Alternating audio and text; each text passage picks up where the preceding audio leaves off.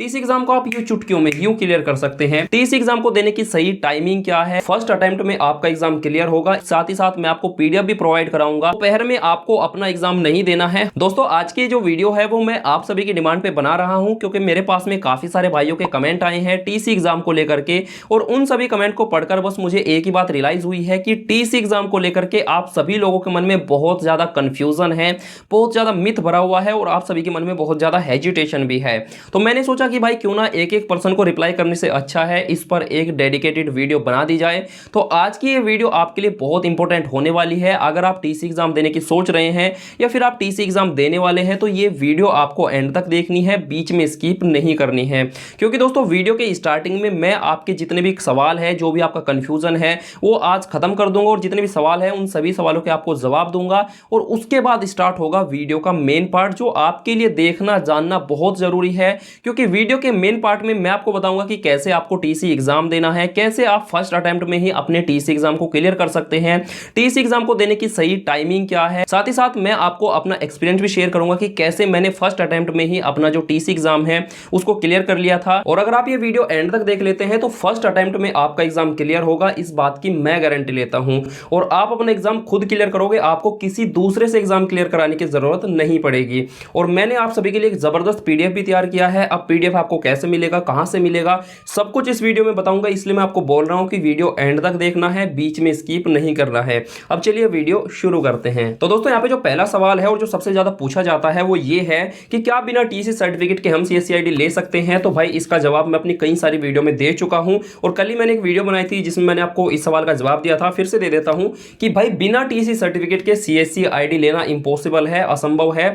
बिना TC certificate के आप सीएससी आईडी नहीं ले सकते हैं। हाँ, ये बात जरूर है कि सीएससी आईडी को अप्लाई करने के लिए टीसी सर्टिफिकेट की जरूरत नहीं पड़ती है। बस आपके पास में टीसी सर्टिफिकेट नंबर होना चाहिए और उसी से आप सीएससी आईडी के लिए अप्लाई कर सकते हैं। और टीसी सर्टिफिकेट नंबर आपको इजीली मिल जाता है जब आप टीसी सर्टिफिकेट के लिए रजिस्ट्रेशन करते हैं, अप्लाई करते हैं।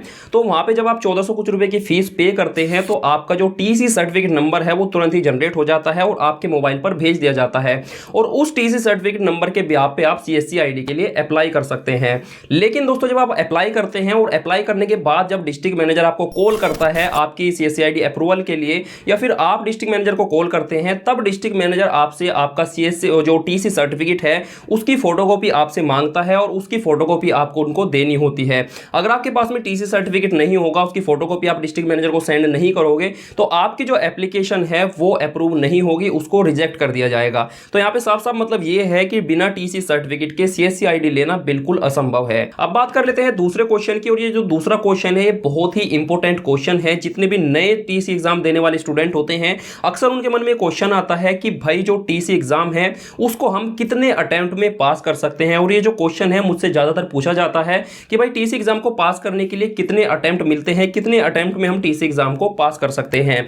तो दोस्तों मैं आपको बता दूं कि टीसी एग्जाम को देने के लिए आपको 2 अटेम्प्ट दिए जाते हैं। अगर आप पहले अटेम्प्ट में फेल हो जाते हैं, या फिर आपका सिस्टम क्रैश कर जाता है, या फिर आपका एग्जाम बंद हो जाता है, या कोई भी टेक्निकल प्रॉब्लम की वजह से आप अपना एग्जाम नहीं दे पाते हैं, या फिर आप फेल हो जाते हैं, तो आप सेकंड अटेम्प्ट में भी अपने एग्जाम को दे सकते हैं और पास कर सकते हैं। और उसमें आपको कोई भी एक्स्ट्रा चार्ज देने की जरूरत नहीं है, आप फ्री में ही अपना सेकंड अटेम्प्ट दे करके और अपने जो एग्जाम है उसको पास कर सकते हैं। लेकिन दोस्तों मैं फिर से कह रहा हूं कि अगर आप ये वीडियो एंड तक देख लेते हैं तो आपको सेकंड अटेम्प्ट के बारे में सोचना ही नहीं है, फर्स्ट अटेम्प्ट में ही आप अपना एग्जाम क्लियर कर लोगे। लेकिन मैं आपको फिर भी इंफॉर्मेशन के लिए बता दूं कि टीसी एग्जाम को पास करने के लिए आपको 2 अटेम्प्ट दिए जाते हैं। इनकेस अगर आप दोनों ही अटेम्प्ट में फेल हो जाते हैं, बहुत सारे जो स्टूडेंट हैं उनके मन में सवाल आता है कि अगर भाई हम दोनों ही अटेम्प्ट में फेल हो गए तो फिर क्या करेंगे। तो मैं आपको बता दूं कि अगर आप दोनों ही अटेम्प्ट में फेल हो जाते हैं तो फिर से आपको नया रजिस्ट्रेशन करना होगा, और फिर से आपको जो 1400 कुछ रुपए की जो फीस है वो पे करनी होगी। और नया रजिस्ट्रेशन करते वक्त आपको एक चीज का ध्यान रखना है, जब आप सेकंड रजिस्ट्रेशन करोगे तो आपको एक नए मोबाइल नंबर से रजिस्ट्रेशन करना होगा। जिस मोबाइल नंबर से आपने पहले रजिस्ट्रेशन किया होगा उस मोबाइल नंबर से दोबारा रजिस्ट्रेशन नहीं होगा। तो आपको एक नया मोबाइल नंबर और नई ईमेल आईडी के साथ में एक नया रजिस्ट्रेशन करना होगा। उसके बाद आप फिर से जो है अपना टीसी एग्जाम दे सकते हैं। आई होप ये क्वेश्चन भी आपको अच्छे समझ में आ गया होगा, इसका जवाब आपको मिल गया होगा। अब बात कर लेते हैं अगले क्वेश्चन की, और ये जो क्वेश्चन है मुझे थोड़ा सा अजीब लगता है। मेरे पास में बहुत सारे लोग कमेंट करते हैं कि भाई क्या हम किसी दूसरे से अपना टीसी एग्जाम क्लियर करा सकते हैं, या फिर हम किसी को पैसे दे के अपना एग्जाम क्लियर करा सकते हैं। और मेरे पास में खुद ऐसे कमेंट आते हैं कि भाई हमारा टीसी एग्जाम क्लियर करा दो और हम आपको पैसे दे देंगे उसके बदले में। तो दोस्तों मैं आपको बता दूं, देखो वैसे तो आप किसी दूसरे से भी अपना टीसी एग्जाम क्लियर करा सकते हैं, लेकिन ये बिल्कुल भी लीगल नहीं है और ना ही मैं इसको सपोर्ट करता हूं। यूट्यूब पर ऐसे बहुत सारे चैनल है जो ये दावा करते हैं कि भाई आप हमें पैसे दे दो और हम आपका जो टीसी एग्जाम है उसको क्लियर करा देंगे, लेकिन दोस्तों ये बिल्कुल भी लीगल नहीं है। और टीसी एग्जाम को क्लियर करना कोई बहुत बड़ा यूपीएससी क्लियर करना नहीं है, कोई बड़ी रॉकेट साइंस नहीं है, बहुत ही ईजी है। और मैं फिर से कह रहा हूं कि अगर आप ये वीडियो एंड तक देख लोगे और जो पीडीएफ में आपको देने वाला हो अगर आप उसको अच्छे से रीड कर लोगे तो आप फर्स्ट अटेम्प्ट में 10 मिनट के अंदर अपना जो टीसी एग्जाम है उसको क्लियर कर सकते हैं। तो दोस्तों मैं इसके बिल्कुल भी आपके सपोर्ट में नहीं हूं कि आप किसी दूसरे को पैसे देके अपना एग्जाम क्लियर कराओ, क्योंकि ना ही मैंने जो है किसी से अपना एग्जाम क्लियर कराया था और ना ही मैं इसके सपोर्ट में हूं। तो कुल मिला के इस क्वेश्चन का जो आंसर है वो ये है कि किसी दूसरे से आप अपना एग्जाम क्लियर करा सकते हैं, लेकिन ये बिल्कुल भी लीगल नहीं है। मैं रेकमेंड करूंगा कि खुद ही आप अपना एग्जाम क्लियर करो, एग्जाम क्लियर करना बहुत आसान है। तो दोस्तों ये थे वो क्वेश्चन जो मुझसे अक्सर पूछे जाते हैं टीसी एग्जाम को लेकर के। आई होप आपका जितना भी कंफ्यूजन था, जो भी आपके सवाल थे वो सभी क्लियर हो गए होंगे। अब दोस्तों स्टार्ट होता है वीडियो का मेन पार्ट, जिसको जानना सुनना देखना आपके लिए बहुत जरूरी है, इसको मिस नहीं करना है। अगर आप अपना टीसी एग्जाम क्लियर करना चाहते हैं फर्स्ट अटेम्प्ट के अंदर तो ये वीडियो जो स्टार्ट होने जा रही है इसको आपको एंड तक देखना है। तो दोस्तों एग्जाम देने से पहले कुछ ऐसी जरूरी बातें हैं जो आपके लिए जानना जरूरी है, कुछ ऐसी गलतियां हैं जो एग्जाम देते वक्त आपको नहीं करनी है। अगर आप फर्स्ट अटेम्प्ट में अपना एग्जाम क्लियर करना चाहते हैं तो एग्जाम देने से पहले आपको इस बात का ध्यान रखना है कि कभी भी आपको अपना एग्जाम मॉर्निंग के 11 बजे के बाद यानी कि दोपहर में आपको अपना एग्जाम नहीं देना है। हमेशा आपको अपना एग्जाम 11 बजे से पहले यानी मॉर्निंग के टाइम ही आपको अपना एग्जाम देना है। अब दोस्तों दोपहर में एग्जाम देने के क्या नुकसान है और मॉर्निंग में एग्जाम देने के क्या फायदे हैं, तो चलिए वो भी मैं आपको बता देता हूं। तो दोस्तों अगर आप अपना एग्जाम दोपहर के वक्त देते हैं यानी 11 बजे के बाद देते हैं तो 11 बजे के बाद एग्जाम देने का नुकसान ये है कि 11 बजे के बाद जो सर्वर है वो बहुत ज्यादा बिजी हो जाते हैं, सर्वर पर बहुत ज्यादा ट्रैफिक हो जाता है और जैसे आप एग्जाम के लिए अप्लाई करते हैं तो आपका जो एग्जाम है उसको पेंडिंग में डाल दिया जाता है, उसको वेटिंग में डाल दिया जाता है। और वेटिंग आपको 100 की भी मिल सकती है, 50 की भी मिल सकती है, 200 की भी मिल सकती है।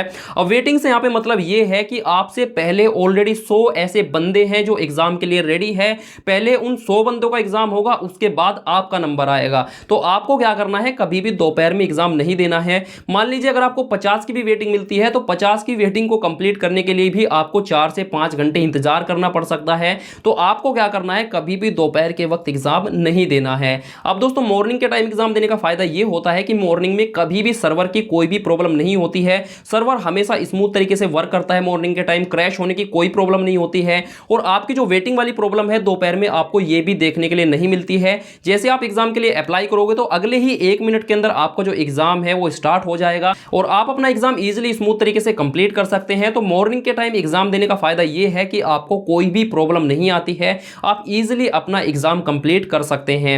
और दूसरी बात यह है कि एग्जाम देते वक्त आपको कभी भी दाएं बाएं ऊपर नीचे आजू बाजू नहीं देखना है। कुछ लोग क्या करते हैं कि वो आजू बाजू तो नहीं देखते हैं लेकिन बार बार कैमरे में देखते रहते हैं कि मैं सही से दिख रहा हूं या नहीं दिख रहा हूं, कोई प्रॉब्लम तो नहीं है। आप सभी को पता होगा कि जब आप टीसी एग्जाम देते हैं तो उसको क्या है कि वेब कैमरा ऑन करके ही एग्जाम दिया जाता है। आपको अपना वेब कैमरा ऑन करना पड़ता है, उसी के बाद आप अपना एग्जाम दे सकते हैं। लेकिन दोस्तों मैं यहाँ पे आपको बता दूं कि आपको अलग से वेब कैमरा खरीदने की जरूरत नहीं है, आप अपने स्मार्टफोन को ही वेब कैम बना सकते हैं। जब मैंने एग्जाम दिया था तो मैंने अपना जो स्मार्टफोन है जिससे मैं रिकॉर्ड कर रहा हूं इसी से मैंने जो है अपना एग्जाम दिया था, मैंने कोई अलग से वेब कैम परचेज नहीं किया था। अगर आप कहोगे तो मैं इस पे वीडियो बना दूंगा कि कैसे आप अपने स्मार्टफोन को ही अपना वेब कैम बना सकते हैं।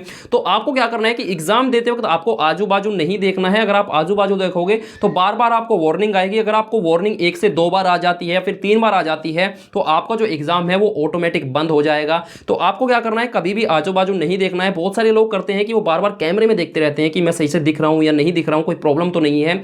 तो आपको क्या करना है कि एग्जाम स्टार्ट होने से पहले आपको अपने कैमरे का पूरा सेटअप कर लेना है। आपको अच्छे से देख लेना है कि आप फ्रेम में प्रॉपर दिख रहे हो या नहीं दिख रहे हो, फ्रेम अच्छे से ठीक है या नहीं है। तो वो सब आपको एग्जाम स्टार्ट होने से पहले कर लेना है। एग्जाम स्टार्ट होने के बाद ना ही आपको कैमरे में देखना है, ना ही आपको आजू बाजू देखना है, बस आपको अपने पीसी की स्क्रीन पे देखना है और जो क्वेश्चन आपके सामने है उनको सोल्व करना है। आपको कैमरे में नहीं देखना है, आजू बाजू नहीं देखना है, बस आपको अपने टेस्ट पे फोकस करना है और इजीली आपको अपने एग्जाम को कंप्लीट करना है। दूसरा ये है कि एग्जाम देने से पहले आपके पास में प्रॉपर बैकअप सप्लाई होनी चाहिए, यानी जो बिजली है वो प्रॉपर होनी चाहिए और आपके पास में इंटरनेट कनेक्टिविटी होना जरूरी है। आपके पास में एक अच्छी इंटरनेट कनेक्टिविटी होनी चाहिए। अगर आपका जो इंटरनेट है वो स्लो होगा तो आपका जो एग्जाम है वो बार बार लैग करेगा और अगर आपका एग्जाम बार बार लैग करेगा तो आपके पास में फिर से वही वार्निंग आएगी और आपका जो एग्जाम है वो बंद हो जाएगा। तो 3 चीजें हैं जिनका आपको ध्यान रखना है।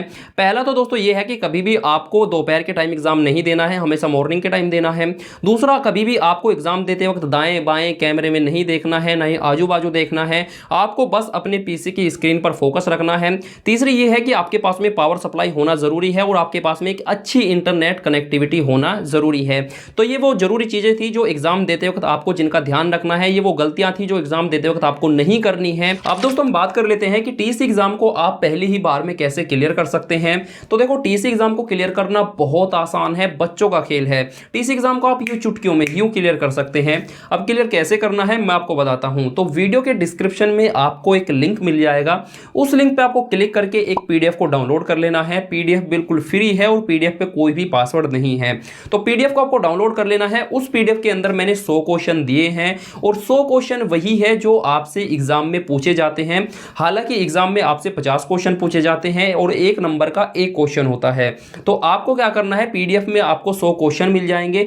आपको उस पीडीएफ को अच्छे से घोट के पी जाना है, याद करना है, रटना है, क्या करना है मुझे नहीं पता, बस आपको उस पीडीएफ को अपने दिमाग में बैठा लेना है अच्छे से। उसके बाद आपको एग्जाम देना है। एग्जाम देने से पहले आपको एक चीज का ध्यान रखना है कि एग्जाम आपको जल्दबाजी में नहीं देना है।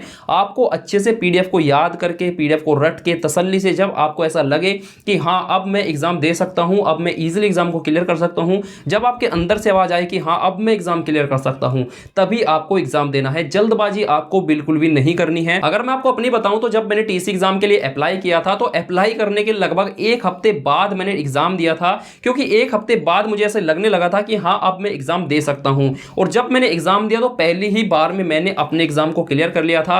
वैसा ही आपको करना है। जब आपको लगने लगे कि हाँ ये पीडीएफ मुझे अच्छे से याद हो चुका है और पीडीएफ के अंदर यार केवल 100 क्वेश्चन है और 100 क्वेश्चन इजीली आप 1 या फिर 2 दिन के अंदर याद कर सकते हैं, तो उसको आपको अच्छे से याद कर लेना है। जब आपको लगने लगे, आपके अंदर से आवाज आए कि हाँ अब मैं ये एग्जाम क्लियर कर सकता हूं, तभी आपको एग्जाम देना है। पीडीएफ के अंदर मैं फिर से बता रहा हूं कि 100 क्वेश्चन है। अब आप में से बहुत सारे लोग कमेंट करोगे कि भाई एग्जाम में तो केवल 50 क्वेश्चन पूछे जाते हैं, तो फिर ये 100 क्वेश्चन कहां से आ गए हैं। तो मैं आपको बता दूं कि आप सभी को पता होगा कि जब टीसी का मेन एग्जाम होता है उससे पहले आपके 10 असेसमेंट लिए जाते हैं, यानी 10 टेस्ट लिए जाते हैं और एक टेस्ट के अंदर 10 क्वेश्चन होते हैं। तो इसी प्रकार 10 टेस्ट के अंदर आपसे 100 क्वेश्चन पूछे जाते हैं और जब आप उन 10 टेस्ट को अच्छे से क्लियर कर लेते हैं, उसके बाद आपसे मेन एग्जाम लिया जाता है। मेन एग्जाम के अंदर आपसे 50 क्वेश्चन पूछे जाते हैं और वो जो 50 क्वेश्चन हैं वो उन 100 क्वेश्चन के अंदर से ही सिलेक्ट किए जाते हैं, यानी जो आपने टेस्ट दिए हैं, टेस्ट के अंदर जो आपसे क्वेश्चन पूछे गए हैं, उन्हीं में से 50 क्वेश्चन को सिलेक्ट किया जाता है आपके मेन एग्जाम के लिए। तो पीडीएफ के अंदर आपको 100 क्वेश्चन मिलेंगे और 100 क्वेश्चन में से ही 50 क्वेश्चन को सिलेक्ट किया जाएगा आपके मेन एग्जाम के लिए। तो पीडीएफ को आपको अच्छे से रट लेना है।